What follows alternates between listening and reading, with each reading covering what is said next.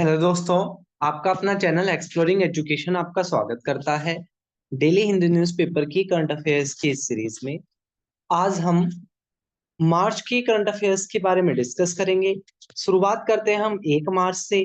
पहला क्वेश्चन कह रहा है free trade agreement. Free trade agreement क्या होता है? यानी कि जब उनका सामान हमारे यहाँ पर आएगा तो हम उस पर टैक्स नहीं लगाएंगे और हमारा सामान उनके यहाँ जाएगा तो उस पर टैक्स नहीं लगाएंगे। इसको फ्री ट्रेड एग्रीमेंट कहते हैं। तो भारत यूरोपियन यूनियन जो यूरोप के कुछ देशों का एक ग्रुपिंग है, तो उसके साथ भारत फ्री ट्रेड एग्रीमेंट करने वाला है। और इसके लिए जो तारीख है वो ईयर है वो है 2025। ए क्या हो जाएगा? सही आंसर हो जाएगा। अगला कह रहा है यूरोपियन यूनियन कमीशन के प्रेसिडेंट कौन है? तो यूर्सेला वोन डे लियोन क्या है? चेयरपर्सन है, ये आपने याद रखना है। अगला क्वेश्चन कह रहा है आदित्य L1। आदित्य सूर्य का एक पर्यायवाची है और आदित्य के बारे में हम चर्चा करते हैं। तो बेसिकली क्या है कि आदित्य L1 हमने भेजा था, जिसका जो उद्देश्य था वो सोलर की जो सन की जो सरफेस है उसकी स्टडी करने का था। इसने अभी क्या करा है, सोलर अल्ट्रावायलेट इमेजिंग टेलीस्कोप के द्वारा वहां से कुछ फोटो भेजे हैं। इस मिशन को लॉन्च किया गया था 2 सितंबर 2023 को और ये 6 जनवरी 2024 को L1 पॉइंट पर पहुंच गया था। L1 का मतलब होता है लैग्रेंज पॉइंट। तो कब शुरू किया गया था वो और कब पहुंच गया था वो, ये दो चीज आपने याद रखनी है। नेक्स्ट क्वेश्चन की बात करें, who is the chairperson of the national commission for schedule caste? National commission for the schedule caste के जो चेयरपर्सन है वो है किशोर मकवाना। किशोर मकवाना। ए क्या हो जाएगा? सही आंसर अपने क्वेश्चन का हो जाएगा। नेक्स्ट अगर हम बात करें, एक रिपोर्ट पब्लिश की गई है वर्ल्ड बैंक के द्वारा जिसका टाइटल रखा गया है economic memorandum become a high income economy in the generations. जिसके अनुसार ये कहा गया है कि भारत को 22 सालों तक 22 सालों तक इसी तरीके से ग्रोथ करनी पड़ेगी। ठीक है, 7.8% से, तब जाके हमारी इकोनॉमी अच्छी बनेगी। अगले 22 सालों तक 7.8% की से हमारी ग्रोथ होनी चाहिए। तो ये था हमारा 1 मार्च की करंट अफेयर्स के क्वेश्चन। जल्दी हम मिलेंगे 2 मार्च के साथ। तब तक के लिए टेक केयर। जय हिंद, जय।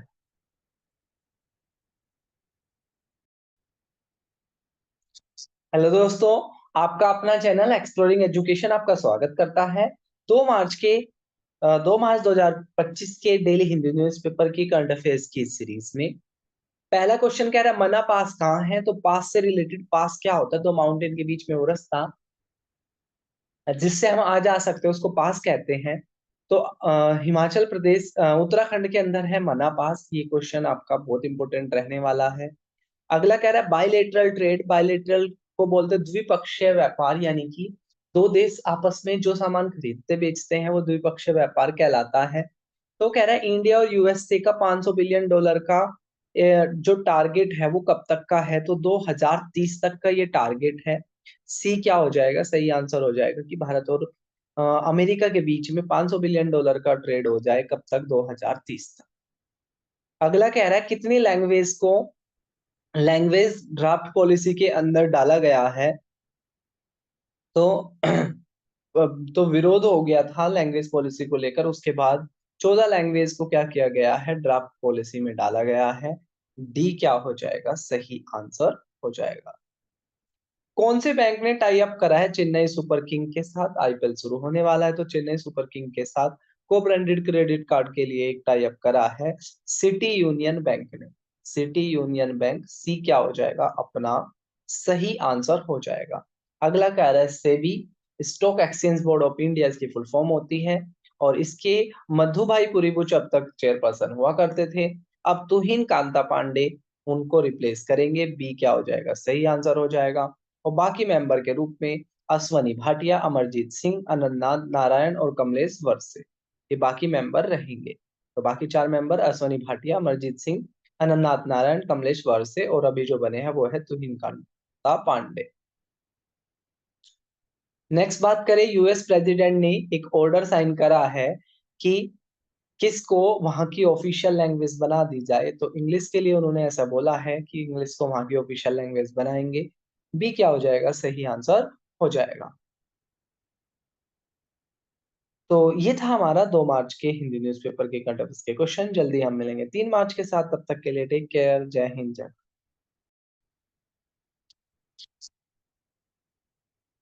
हेलो दोस्तों, आपका अपना चैनल एक्सप्लोरिंग एजुकेशन आपका स्वागत करता है 3 मार्च के हिंदी न्यूज़पेपर की करंट अफेयर्स की इस सीरीज में।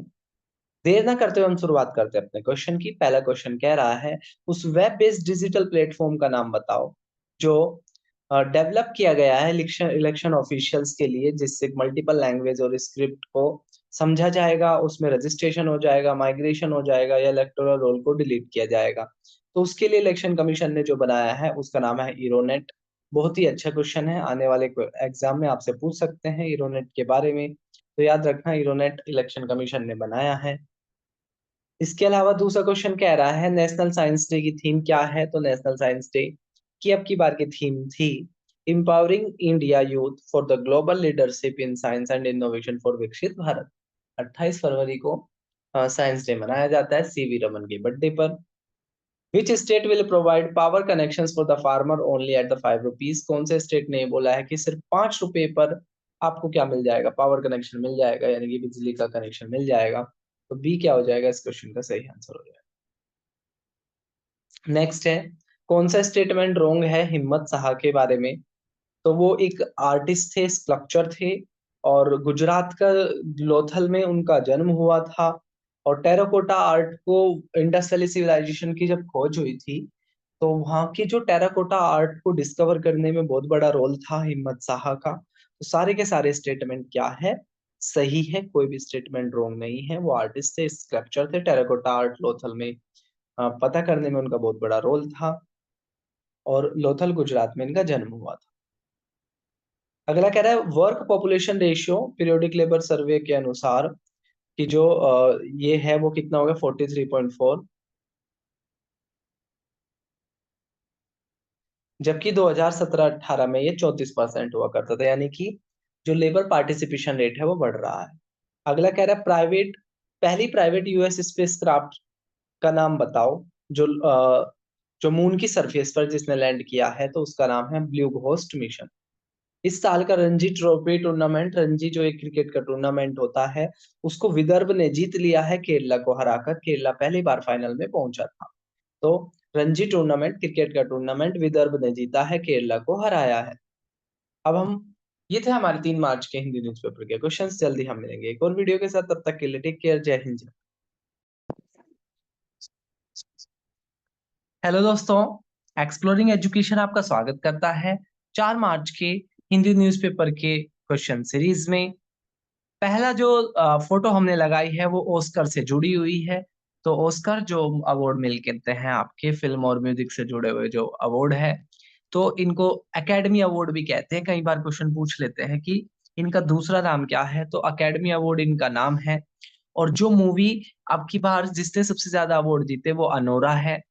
इसने ओरिजिनल स्क्रीन प्ले का अवार्ड जीता, इसके अलावा एडिटिंग का जीता, और जो ओरिजिनल स्कोर का जो है वो ब्रूचलिस्ट नाम की मूवी ने जीता है। बेस्ट डायरेक्टर के लिए seems baker Anora Anora movie से ही है। इसके अलावा सिनेमेटोग्राफी में द ब्रूचलिस्ट मूवी के लिए, इसके अलावा विजुअल इफेक्ट्स में ड्यून पार्टो मूवी के लिए, साउंड में भी ड्यून पार्टो। बेस्ट एक्टर का एंड्रिन ब्रोडी को मिला ब्रूचलिस्ट के लिए। तो best actor, best actress, 2 award तो आपने ये याद करने हैं। कौन से नंबर का अवार्ड था वो याद करना है। इसके अलावा सपोर्टिंग तो छोड़ सकते हो आप, ठीक है। तो ये चीज याद रखनी है आपने, ठीक है। Best actor, best director, best actress, कौन से नंबर का अवार्ड था, सबसे ज्यादा अवार्ड किस मूवी को मिले, ये चीजें आपने ऑस्कर वाले से याद रखनी है। आगे देखते हैं, name of parenting company of Paytm. Paytm की पेरेंट कंपनी का क्या नाम है। तो 197 कम्युनिकेशन लिमिटेड इसका नाम है। छावा मूवी वो बायोपिक है किसकी, तो संभाजी महाराज, शिवाजी के बेटे संभाजी महाराज की बायोपिक का नाम है छबा मूवी। नेक्स्ट है गोदावरी पुष्करम कौन से राज्य का फेस्टिवल है? तो गोदावरी पुष्करम जो है वो आंध्र प्रदेश राज्य का फेस्टिवल है। अगला क्वेश्चन कह रहा है, अभी एक सर्वे हुआ है, ये क्वेश्चन बहुत इंपॉर्टेंट रहने वाला है, जिसके अनुसार भारत में डॉल्फिन की संख्या कितनी है? तो भारत में जो डॉल्फिन की जो संख्या है वो 6,327 है। इसको इस डेटा को जो रिवील करा है वो नरेंद्र मोदी जी ने करा है। कई बार क्वेश्चन बना के पूछ लेते कि किसने रिवील करा। नेक्स्ट क्वेश्चन की तरफ बढ़े तो यहाँ पे देखो, number of languages recognise under the 8th schedule. 8th schedule के अंदर कितनी लैंग्वेजेस है? 22 लैंग्वेज है। और कौन सी लैंग्वेज इनमें से किसी देश के नाम पर है? तो जो नेपाली है वो किसी देश के नाम पर है। वो कह रहा है बोडो, डोगरी, कश्मीरी, मैथिली, संथाली और सिंधी, इन दोनों में कॉमन क्या है?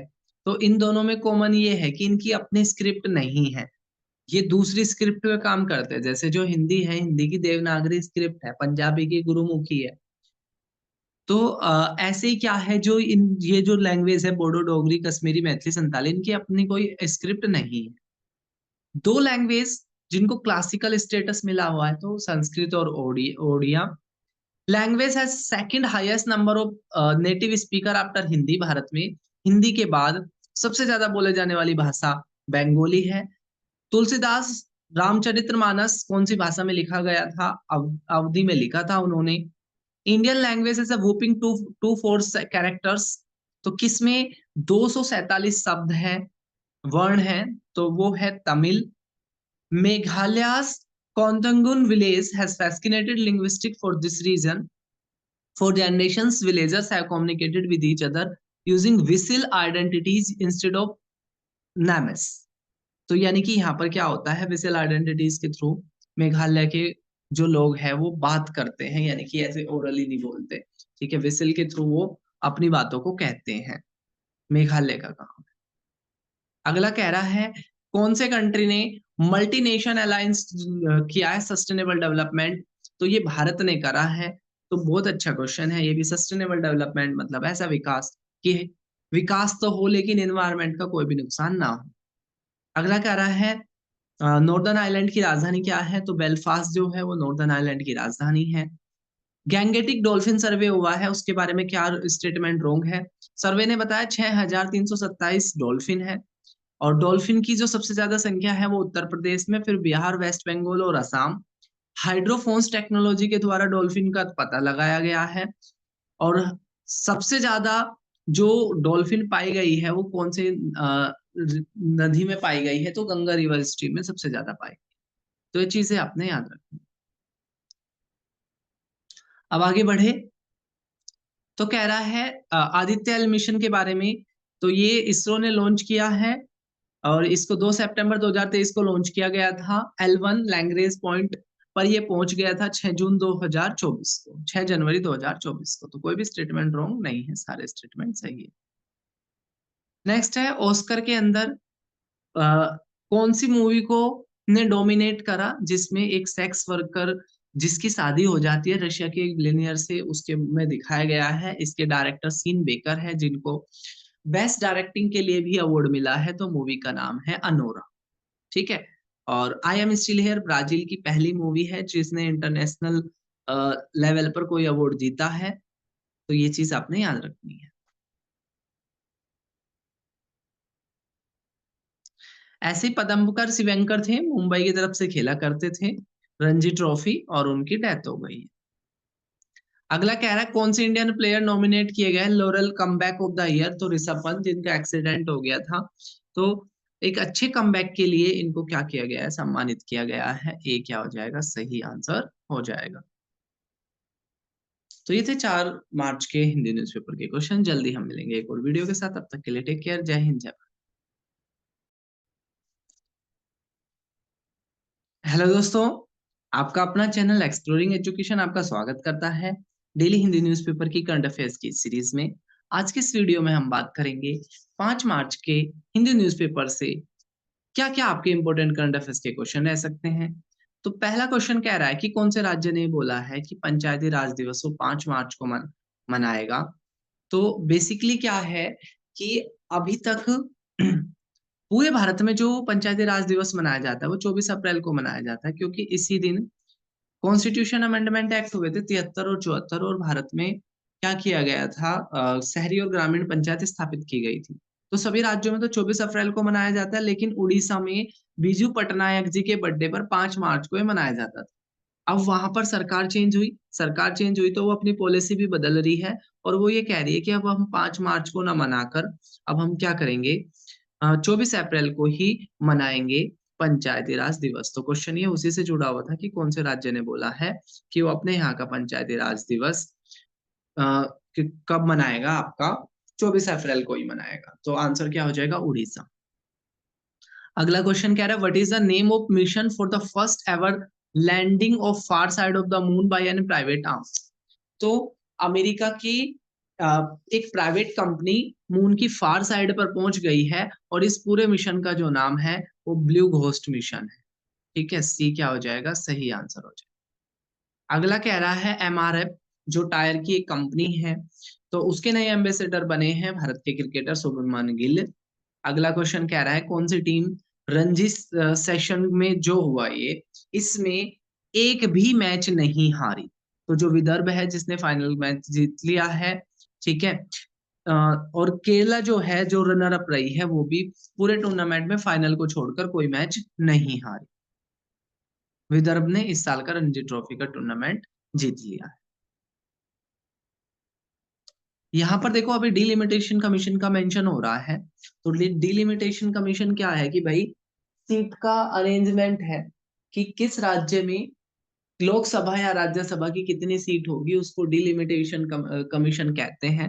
तो अभी तो क्या है कि हर 10 साल में डीलिमिटेशन होना जरूरी होता है, या सेंसस के बाद डीलिमिटेशन होना जरूरी होता है। लेकिन 1971 की पॉपुलेशन के आधार पर हमने अभी इसको ना फ्रिंज कर रखा है। क्यों? क्योंकि 1971 के बाद से क्या हुआ है, साउथ के राज्यों ने पॉपुलेशन को कंट्रोल करा, और ये जो सीट होती है पॉपुलेशन के आधार पर बढ़ती है। अब उन्होंने अपनी पॉपुलेशन कंट्रोल करी, तो इससे क्या हो जाएगी, उनकी लोकसभा या राज्यसभा लोकसभा की सीट जो हो जाएगी वो ना कम हो जाएगी। अब क्या है, इसका विरोध साउथ इंडिया के राज्य कर रहे हैं कि भाई डिलिमिटेशन नहीं होना चाहिए, क्योंकि हमने पॉपुलेशन घटाई और इसका उल्टा हमें नुकसान हो जाए। अब यहाँ पर इसमें अप्रोक्स नंबर दिखा रहा है, जैसे उत्तर प्रदेश है सबसे ज्यादा लोकसभा की सीट है, डिलिमिटेशन के बाद वहां पर 11 सीट बढ़ जाएगी। बिहार में 40 है, 10 बढ़ जाएगी। इसके अलावा राजस्थान है, तो 25 से 31 हो जाएगी, 6 बढ़ जाएगी। मध्य प्रदेश में 29 से 33। तो आप देख रहे हो नॉर्थ के जो राज्य है वहां पे बढ़ रही है, जबकि तमिलनाडु 39 है, 31 हो जाएगी। आंध्र प्रदेश 42 है, 34 हो जाएगी। केरला 20 है, 12 हो जाएगी। कर्नाटका 28 है, 26 हो जाएगी। पंजाब 13 है, 12 ही रह जाएगी। हिमाचल प्रदेश 4 है, 3 ही रह जाएगी। उत्तराखंड 5 लोकसभा की सीट है, 4 ही रह जाएगी। नॉर्थ ईस्ट के सारे राज्य एक्सक्लूडिंग असम, असम को छोड़कर 11 सीट है, तो 11 की 11 ही रहेगी, कोई चेंज नहीं आएगा। तो ये सारी चीजें आपने याद रखनी।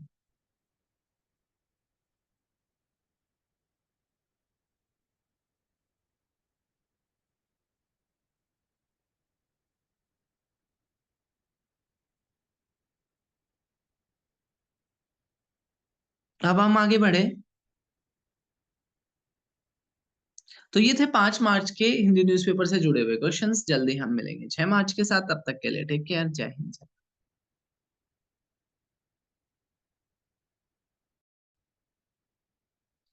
हेलो दोस्तों, आपका अपना चैनल एक्सप्लोरिंग एजुकेशन आपका स्वागत करता है डेली हिंदी न्यूज़पेपर की करंट अफेयर्स की सीरीज में।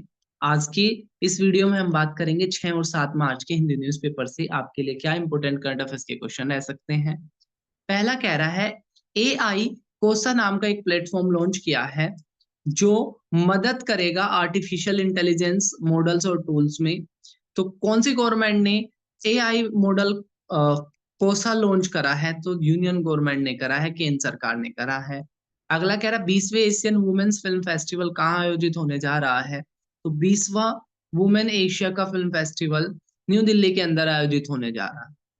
अगला कह रहा है कौन सा आर्टिकल ये कहता है, अभी लैंग्वेज का बहुत ज्यादा मैटर चला हुआ है, तो जो न्यू एजुकेशन पॉलिसी आई थी, न्यू एजुकेशन पॉलिसी में अ, जो आपकी लोकल लैंग्वेज की बात की गई थी, तो जो साउथ इंडिया के जो राज्य है वहां पर उनका कहना है कि भाई हिंदी को कंपलसरी किया जा रहा है, थ्री लैंग्वेज फॉर्मूले के तहत हिंदी को कंपलसरी किया जा रहा है। तो साउथ इंडिया में हिंदी को लेकर विरोध चलता ही रहता है। तो यहाँ पे ना ये आर्टिकल आपके एग्जाम के लिए इंपॉर्टेंट बन जाता है जो यहाँ लिखे हैं। आर्टिकल 343 तो ये कहता है कि देवनागरी लिपि में लिखी हुई, ठीक है, देवनागरी स्क्रिप्ट में लिखी हुई जो देवनागरी स्क्रिप्ट में लिखी हुई जो हिंदी है वो भारत की ऑफिशियल लैंग्वेज होगी। इसके अलावा आर्टिकल 368 ये कहता है कि आर्टिकल 368 ये कहता है कि जो कोर्ट की जो लैंग्वेज होगी, ठीक है, वो इंग्लिश होगी। और आर्टिकल 351 ये कहता है कि ये यूनियन गवर्नमेंट की रेस्पॉन्सिबिलिटी है, यूनियन गवर्नमेंट की रेस्पॉन्सिबिलिटी है कि वो हिंदी को प्रमोट करे। अगला कह रहा है कौन सा प्लेस चूज किया गया है यूनियन गवर्नमेंट ने in LoC area for the eco tourism. तो एक इको टूरिज्म को बढ़ाने के लिए एक नया प्लेस छाटा गया है जिसका नाम क्या है, बंगस वैली, बंगस वैली इसका नाम है। अब हम बढ़ते हैं आगे, क्वेश्चन नंबर 5। हाँ, ये बंगस वैली की ये लोकेशन है, आप देख सकते हो, एग्जाम में आपसे ये आ जाती है। तो ये यहाँ पर ये बंगस वैली है, ये थोड़ा फोटो ब्लर हो रहा है। अगला कह रहा है कॉन्स्टिट्यूशन अमेंडमेंट बिल 119 129, ठीक है। तो जो संविधान संशोधन है विधेयक 129, वो किससे जुड़ा हुआ है? तो ये जुड़ा हुआ था कि भाई 1/3 रिजर्व, वो पूरे देश में एक साथ इलेक्शन होना चाहिए, वन नेशन वन इलेक्शन के कॉन्सेप्ट से जुड़ा हुआ था। इसको लेकर एक जो कमेटी सेटअप हुई थी, उसके हेड भारत के इससे इनसे पहले के राष्ट्रपति, पूर्व राष्ट्रपति अ, रामनाथ कोविंद इस कमेटी के हेड थे। अगला कह रहा है एआई मिशन, एआई मिशन के लिए यूनियन गवर्नमेंट ने कितने पैसे लॉन्च करे? 10,370 करोड़, 10,370 करोड़ लॉन्च करे हैं एआई मिशन के लिए। अगला कह रहा है किसने रिकमेंडेशन करी है कि सुप्रीम कोर्ट में who is recommended as the जज in the supreme court by collegium, जो कोलेजियम जो है जो छांटता है सुप्रीम कोर्ट के अंदर जज को, तो जो माला जो बागची है, जो माला जो बागची है, ठीक है, वो सुप्रीम कोर्ट में नए जज के रूप में छांटे गए हैं। What would be the Indian GDP growth rate in financial year 2036 by CRISIL? तो जो क्रिसिल है ये यूएस की एक रेटिंग एजेंसी है जिसने कहा है कि इंडिया की जो जीडीपी ग्रोथ रेट रहेगी वो फाइनेंशियल ईयर 2026 में वो 6.5% रहेगी, 6.5% रहेगी। ये क्या हो जाएगा? सही आंसर हो जाएगा। तो ये थे हमारे 6 और 7 मार्च के हिंदी न्यूज़पेपर के क्वेश्चंस। जल्दी हम मिलेंगे 8 मार्च के साथ, तब तक के लिए टेक केयर, जय हिंद जय भारत। हेलो दोस्तों, आपका अपना चैनल एक्सप्लोरिंग एजुकेशन आपका स्वागत करता है डेली हिंदी न्यूज़पेपर की करंट अफेयर्स की इस सीरीज में। आज की इस सीरीज में हम बात करेंगे 8 मार्च के हिंदी न्यूज़पेपर से आपके क्या इंपॉर्टेंट करंट अफेयर्स के क्वेश्चन रह सकते हैं। तो पहला क्वेश्चन कह रहा है कि सेकंड इंस्टॉलमेंट सुभद्रा स्कीम, तो उड़ीसा राज्य ने महिलाओं को एक महिलाओं को पैसे देने की एक स्कीम लॉन्च करी थी जिसका नाम सुभद्रा था, जिसमें डिसाइड हुआ था कि साल में 2 बार पैसे दिए जाएंगे। एक बार क्या होगा, एक बार तो 8 मार्च इंटरनेशनल वुमेन डे को, और एक बार राखी वाले दिन ये पैसे मिलेंगे। तो 8 मार्च इसका सही आंसर हो जाएगा। अगला क्वेश्चन कह रहा है लड़की बहन योजना कौन से राज्य की थी? तो ये महाराष्ट्र की थी, जिसको जून 2024 में लॉन्च किया गया था, जिसके तहत महिलाओं को 1,500 रुपए मिलते थे। थडाऊ ट्राइब, थडाऊ ट्राइब कौन से राज्य की है? तो कुकी मेटी ट्राइब के बीच तो विवाद चल ही रहा है, वो दोनों भी आपकी मणिपुर से है, और एक और ट्राइब है वहां की, ठीक है, जिसका नाम है थडाऊ। तो आपसे पूछ सकते हैं, ठीक है, थडाऊ, तो थडाऊ क्या है, कौन से राज्य की ट्राइब है? तो मणिपुर राज्य की है। कौन सी कंट्री ने डाउन साइज कर दिया national oceanic and atmospheric administration को? तो ये करा है यूएसए ने। तो बी क्या हो जाएगा? सही आंसर हो जाएगा डोनाल्ड ट्रम्प इस तरह के बहुत सारे काम कर रहे हैं। अगला कह रहा है मोस्ट आइसोलेटेड वाटर सोर्स, दुनिया का मोस्ट आइसोलेटेड जो वाटर सोर्स है उसका नाम पॉइंट नेमो है। और ये चर्चाओं में क्यों है? क्योंकि जो लेफ्टिनेंट दिलना और लेफ्टिनेंट रूपा एक मिशन पर गए हुए हैं, यानी कि भारत की जो नेवल शिप है उसके द्वारा वो क्या करेंगे, सागर परिक्रमा मिशन के तहत, ठीक है, दुनिया के चक्कर काट के आएंगे। और उस वहां पर जो सबसे जो आइसोलेटेड जो जगह है, वाटर सोर्स है, ठीक है, वो है पॉइंट नेमो। ठीक है, पॉइंट नेमो। अगला कह रहा है कौन से बैंक ने एग्जीक्यूट किया है air India aircraft financial deal gift city के थ्रू? तो एक्सिस बैंक ने ऐसा करा है। ठीक है, एक्सिस बैंक ने ऐसा करा है।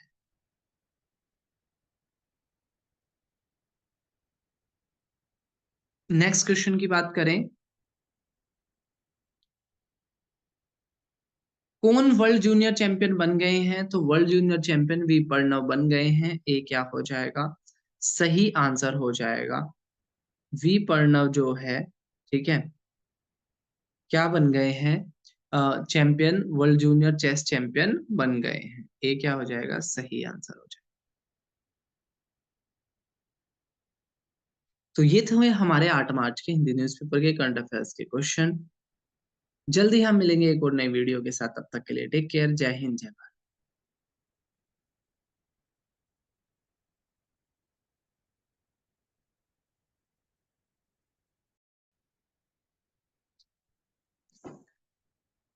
हेलो दोस्तों, आपका अपना चैनल एक्सप्लोरिंग एजुकेशन आपका स्वागत करता है डेली हिंदी न्यूज़पेपर की करंट अफेयर्स की इस सीरीज में। आज की सीरीज में हम बात करेंगे 9 मार्च के हिंदी न्यूज़पेपर से आपके लिए क्या इंपॉर्टेंट करंट अफेयर्स के क्वेश्चन रह सकते हैं। तो पहला क्वेश्चन कह रहा है international, what is the theme of international women day? आप जानते हो 8 मार्च को इंटरनेशनल वुमेन डे मनाया जाता है। तो पूछ रहा है इसकी थीम क्या थी? तो इसकी अब की बार की जो थीम थी वो थीम थी नारी शक्ति से विकसित भारत। नारी नारी शक्ति से विकसित भारत। सी क्या हो जाएगा? इसका सही आंसर हो जाएगा वी रामास्वामी, सुप्रीम कोर्ट के फॉर्मर जज थे जिनकी क्या हो गई है? डेथ हो गई है। आपसे पूछ सकते हैं।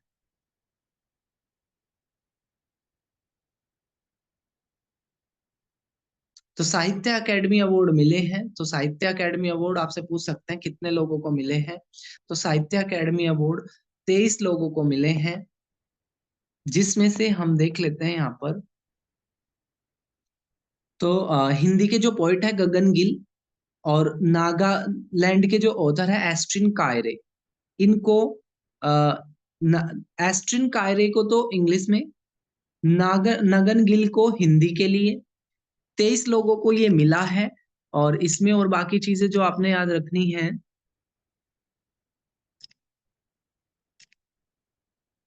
जो गगन गिल है इनको मिला है मैं तब तक आई बाहर। और जो कायरे को जो मिला है वो स्प्लिट नाइट के लिए मिला है। तो इनकी बुक भी पूछ सकते हैं। तो मैं जब तक आई बाहर के लिए तो गगन गिल हिंदी में, और स्प्लिट नाइट्स के लिए एस्ट्रिन कायरे को इंग्लिश के लिए साहित्य अकेडमी अवार्ड मिला है। साहन कोल को कश्मीरी लैंग्वेज के लिए साइक्रेटिक वर्ड्स नाम के इनकी वर्क के लिए मिला है। पोल कोर को पंजाबी के अंदर मिला है। तो आप बेसिकली ना आप हिंदी इंग्लिश वाले ये दो अच्छे से याद रख रहे हैं ना, जितने लोगों को मिला है वो याद रखें। चलो, और हाँ ये वाली चीज की हर इसमें क्या मिलता है, इसमें 1 लाख रुपए मिलते हैं, ठीक है, और एक सोल मिलता है। ठीक है, साहित्य अकेडमी अवार्ड में 1 लाख रुपीज मिलते हैं और एक सोल मिलता है। नेक्स्ट है कितने पर्सन को साहित्य अकेडमी अवार्ड मिला है अब की बार? तो 23 लोगों को मिला है और इसमें 1 लाख रुपए मिलते हैं और एक सोल मिलता है। अब यहाँ पे देखो गगन गिल मैं जब तक आई बाहर के लिए हिंदी में, मिस कायरे स्प्लिट नाइट्स इंग्लिश में, सोहन कोल सैक्रेटिक वार्ड्स कश्मीर, और पॉल कौर, सुन गुवंता, सुन वॉन्ट्स, इनको पंजाबी। ठीक है, सुन गुणवंता, सुन बुद्धिवंत। तो 4 लैंग्वेज के मैंने कर दी हैं। गगन गिल, मैं जब तक आई बाहर, हिंदी के लिए। मिस कायरे, स्प्रिट नाइट्स के लिए इंग्लिश लैंग्वेज। सोहन कौल, साइक्रेटिक वर्ड्स कश्मीर के लिए। पॉल कौर, सुन गुणवंता, सुन बुद्धि वॉन्ट्स के लिए पंजाबी लैंग्वेज। नेक्स्ट है, which team of Indian air force will perform on the occasion of the independence day of Mauritius. तो इंडिपेंडेंस डे ऑफ मॉरिशस मनाया जाता है और 10 मार्च को, और इसके जो चीफ गेस्ट रहने वाले हैं वो भारत के प्रधानमंत्री रहने वाले हैं। तो वहां पर इंडियन फोर्स का एक जत्था भी जाएगा जिसका नाम क्या रहेगा? आकाश गंगा। आकाश गंगा। अगला कह रहा है, कौन सी कंट्री ने पहला न्यूक्लियर पावर सबमरीन लॉन्च करा है? तो नॉर्थ कोरिया ने अपना पहला न्यूक्लियर पावर सबमरीन लॉन्च करा है। अगला क्वेश्चन कह रहा है, कौन सी टीम ने आईएसएल लीग फुटबॉल टूर्नामेंट जीत लिया? तो मोहन बागान जो है उसने क्या कर लिया है, अब की बार का आईएसएल लीग फुटबॉल का टूर्नामेंट जीत लिया है। तो ये थे हमारे 9 मार्च के हिंदी न्यूज़पेपर के क्वेश्चंस। जल्दी हम मिलेंगे 10 मार्च के साथ। तब तक के लिए टेक केयर। जय हिंद, जय भारत।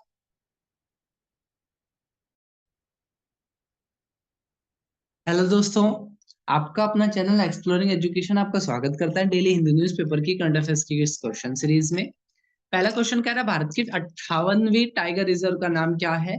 तो माधव नेशनल पार्क, जो शिवपुरी डिस्ट्रिक्ट ऑफ मध्य प्रदेश में पड़ता है, वो भारत का 58वां टाइगर रिजर्व बन गया है। इसके अलावा Kuno national park, Madhavgarh national park, ये भी सारे कहाँ पर है? मध्य प्रदेश के अंदर ही है। आप पूछ रहा है वो नेक्स्ट क्वेश्चन की, मध्य प्रदेश में कितने नेशनल पार्क हो गए हैं? ठीक है, तो इस टाइगर रिजर्व को जुड़ने के बाद वहां पर कितने टाइगर रिजर्व हो गए? 9। अगला कह रहा है, कहां पर यूनियन होम मिनिस्टर ने लॉन्च किया पैरा हाई परफॉर्मेंस सेंटर, जिसकी कॉस्ट है 316.82 करोड़? तो गुजरात के गांधीनगर में ये किया गया है। ए क्या हो जाएगा? सही आंसर हो जाएगा। नेक्स्ट है, नेशनल एजुकेशन पॉलिसी 2020 जो कौन से साल की एजुकेशन पॉलिसी को रिप्लेस करेगी? तो भारत में सबसे पहले एजुकेशन पॉलिसी 1968 में आई थी, फिर 1986 में आई थी। तो 1986 वाले को रिप्लेस किया किसने? नेशनल एजुकेशन पॉलिसी 2020 में। अगला कह रहा है, एडहोक जज। एडहोक जज क्या होता है? जो आपके एडहोक जज जो अपॉइंट किए जाते हैं वो आर्टिकल 224 ए के तहत किए जाते हैं। बी क्या हो जाएगा इस क्वेश्चन का? सही आंसर हो जाएगा। Who will lead a programme on the occasion of the international women day at United Nation? United Nation, संयुक्त राष्ट्र। संयुक्त राष्ट्र 8 मार्च को इंटरनेशनल वुमेन डे के रूप में मनाता है। इस और यहाँ पर एक प्रोग्राम रखा गया है जिसमें भारत की तरफ से चेयर करने के लिए अन्नपूर्णा देवी को भेजा गया है।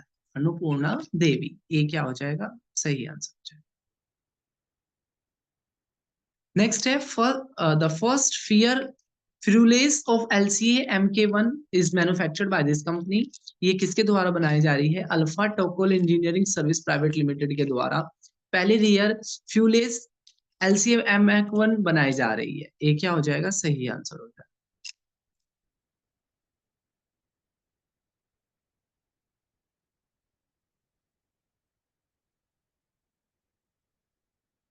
नेक्स्ट है, हु वोन ICC champion trophy of the year award? इस साल का आईसीसी चैंपियन ट्रॉफी जो क्रिकेट का टूर्नामेंट है और भारत ने जीत लिया है। और जो ये चैंपियन ट्रॉफी है, भारत ने ये तीसरी बार जीत ली है। सबसे पहले 2002 में श्रीलंका के खिलाफ मैच बारिश की वजह से नहीं हो पाया था, तो दोनों को जॉइंटली विनर घोषित किया गया था। सौरव गांगुली उस टाइम पर कैप्टन हुआ करते थे। उसके बाद 2013 में भारत ने जीता, उस टाइम पर महेंद्र सिंह धोनी कैप्टन हुआ करते थे। और तीसरी बार अब की बार भारत ने न्यूजीलैंड को हराकर ये चैंपियन ट्रॉफी जीती है। और अब की बार कैप्टन रोहित शर्मा थे। तो 3 बार भारत ने चैंपियन ट्रॉफी जीत ली है। Who won ITF award held at the Gurugram? Gurugram के अंदर आयोजित होने वाले ITF अवार्ड किसने जीत लिए है? तो डेमेट्रिक ने जीत लिए है। बी क्या हो जाएगा? सही आंसर हो जाएगा, डेमेट्रिक ने ये अवार्ड जीत लिए हैं। यहाँ पे देखो टाइटल, भारत के अभी तक के टाइटल 1983 में ODI का वर्ल्ड कप जीता कपिल देव की कैप्टनशिप में। 2002 चैंपियन ट्रॉफी जीती, जॉइंट विनर रहा श्रीलंका के साथ सौरव गांगुली की कैप्टनशिप में। 2007 में T20 का वर्ल्ड कप जीता महेंद्र सिंह धोनी की कैप्टनशिप में। 2011 में ओडीआई का वर्ल्ड कप जीता श्रीलंका को हराकर महेंद्र सिंह धोनी की कैप्टनशिप में। 2013 में चैंपियन ट्रॉफी जीती, उस टाइम पे महेंद्र सिंह धोनी कैप्टन थे। 2024 में रोहित शर्मा की कैप्टनशिप के अंदर T20 का वर्ल्ड कप जीता साउथ अफ्रीका को हराकर। और 2025 अभी चैंपियन ट्रॉफी का अवार्ड जीता न्यूजीलैंड को हराकर रोहित शर्मा कैप्टन थे। तो ये थे 10 मार्च के हिंदी न्यूज़पेपर के करंट अफेयर्स के क्वेश्चन। जल्दी हम मिलेंगे एक और वीडियो के साथ, तब तक के लिए टेक केयर, जय हिंद।